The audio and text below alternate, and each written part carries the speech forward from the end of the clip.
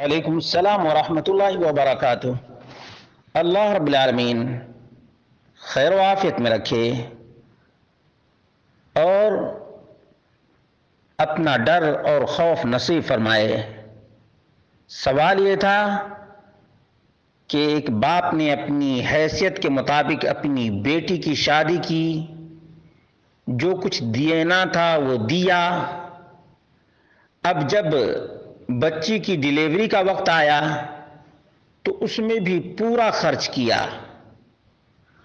اور اس وقت وہ بچی ICU میں ہے،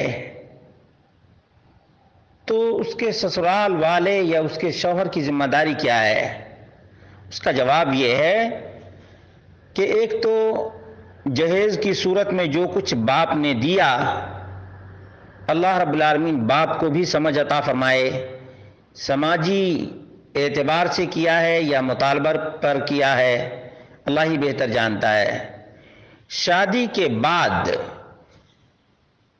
ایک عورت کے جتنے بھی اخراجات ہیں، چاہے ڈیلیوری کے اخراجات ہیں یا دوا اور علاج کے جو اخراجات ہیں، وہ تمام کے تمام شوہر کے ذمہ ہے۔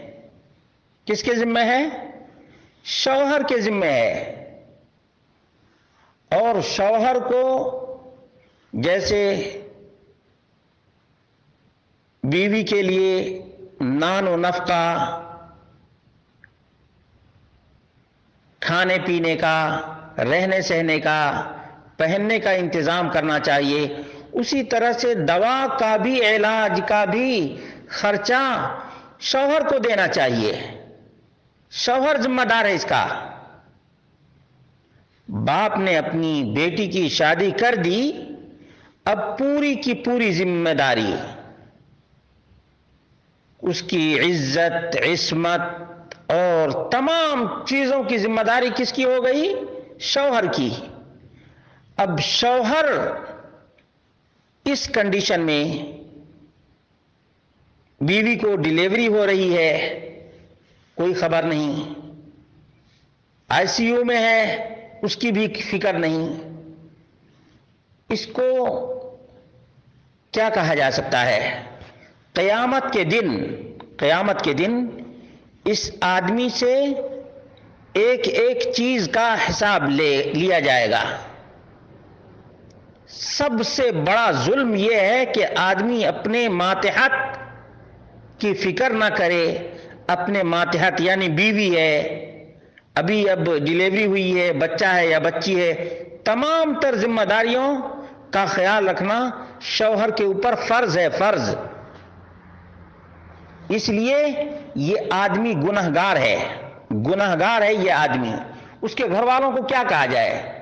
شرعی نقطہ نظر سے وہ آدمی ذمہ دار ہے جس نے شادی کی ہے۔